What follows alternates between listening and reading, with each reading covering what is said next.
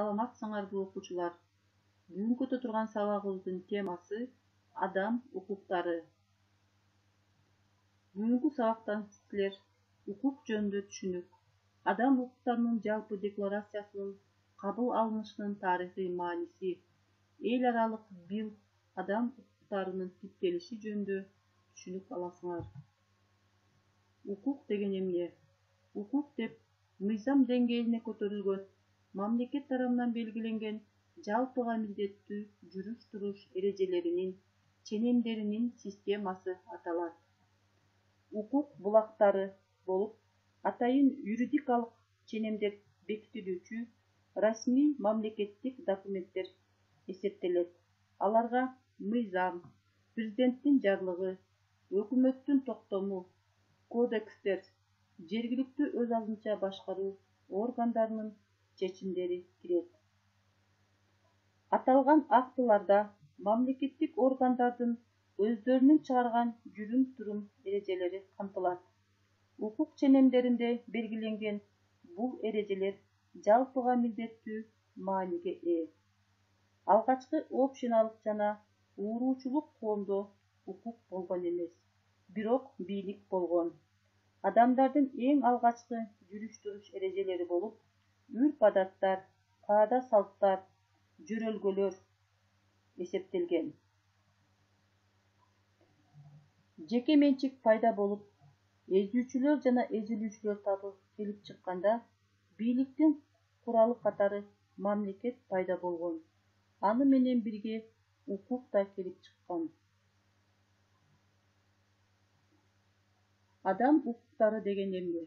Адам укуктары бул ар бир адамдын анын төрөлгөнүнөн баштап улутуна, жашаган жерине, жынысына, расасына, динине, тилине же башка абалына карабастан ажыратылгыс болгон укуктар эсептелет.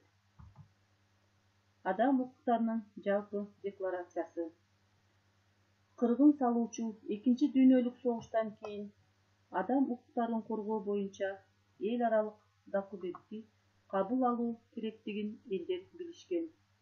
Бириккен Улуттар уюмунун эң маанилүү жетишкендиктеринин бири бул адам укуктарынын жалпы декларациясын кабыл алуу болуп эсептелет. Ал 1948 жылы 10 декабрда Бириккен Улуттар уюмунун Генералдык ассамблеясы тарабынан кабыл алынган. Ошондон бери 10 декабрь адам укугунун күнү катары бүткүл дүйнөдө белгиленет. Декларациянын текстин иштеп чыгуу 2 жылга созулган. Даярдоочу комитет 8 кишиден туруп, аны Элеонора Рузвельт жетектеген.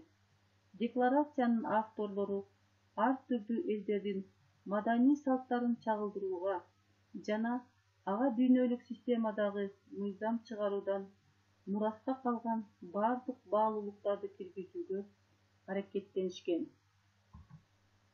Декларация саясий эркиндиктерге, жарандык, экономикалык, социалдык, маданий укуктарга бирдей тең маани берген. Адам укуктарынын жалпы декларациясы 30 беренеден турат. Ал 250 тилге которулган жана дүйнөдөгү адам укуктары боюнча документтердин эң маанилүүсү. Мисалы, бардык адам бирдей тең укукта жарык дүйнөгө келет. Ар бир адам жашоого укуктуу. Эч ким кулчулукта кармалбайт. Эч ким кыйноого алынбайт. Бардык адам мыйзам алдында бирдей. Адам укуктарынын жалпы декларациясында адамдын жашоого болгон укугу биринчи катарда турат. Эл аралык бил адам укуктарынын типтелиши. Адам укуктарын өзүнүн маанисине жана максатына ылайык төмөнкүдөй типтерге бөлсө болот. Жарандык, саясий, социалдык, экономикалык жана маданий укуктар. Бул классификация адам укуктары боюнча эл аралык билде кабыл алынган. Эл аралык бил 3 документтен турат. Биринчи, адам укуктарынын жалпы декларациясы. 1948 жылы 10 декабрда Бириккен Улуттар уюму тарабынан кабыл алынган. Экинчи, жарандык жана саясий укуктар жөнүндөгү эл аралык пакт 1966-жылы 16-декабрда кабыл алынган. Үчүнчү, экономикалык, социалдык жана маданий укуктар жөнүндөгү эл аралык пакт Бириккен Улуттар Уюму тарабынан 1966-жылы кабыл алынып, 1976-жылы күчүнө кирген. Жарандык укук жана эркиндиктерге бул адамдын жашоого укугу, жарандуулукка ээ болуу укугу, жеке өзүнө жана эркиндигине кол тийбестик укугу, ысым алуу жана индивидуалдык укугу жана башкалар. Саясий укуктарга сөз жана басма сөз эркиндиги укугу, тынч жыйын укугу, биригүү укугу жана башкалар кирет. Үчүнчү, экономикалык укуктарга эмгектенүү жана эс алуу укугу, жеке менчик укугу, иш таштоо укугу, ишкердүүлүк укугу, жумушсуздуктан коргонуу укугу жана башкалар. Социалдык укуктарга ден соолугун коргоо укугу, билим алуу укугу, эс алуу укугу, социалдык камсыздандыруу укугу.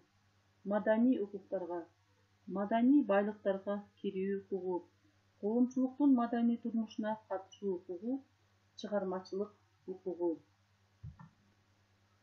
Шуну менен сабагыбыз аягына чыкты балдар. Силерге тапшырма ар бир адам жашоого укуктуу деген темада эссе жазуу.